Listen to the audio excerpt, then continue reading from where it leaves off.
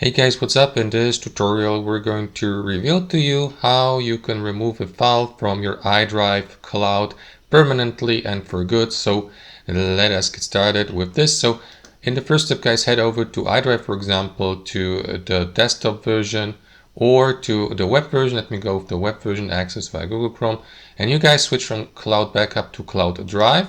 That is going to give you access to your cloud drive and all stored files and folders in your cloud.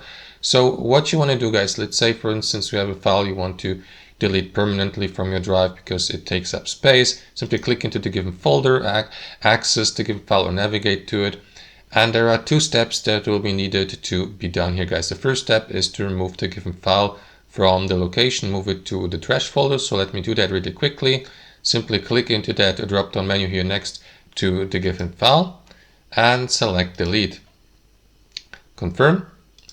But that is only going to move the given file to the trash folder, but not delete it permanently. So to get rid of it once and for all, head over to the trash folder here on the left panel, click into Cloud Drive if you're navigating through your Cloud Drive. And here, guys, go through these files, select them. For example, you may bulk select them by clicking into this button in the top left, and confirm by clicking into delete here. Confirm. And it is going to remove these files from your folder and from your cloud drive on iDrive in general. As you can see, that the trash folder is empty. So that's how it works, guys. Thanks for watching and have a wonderful day.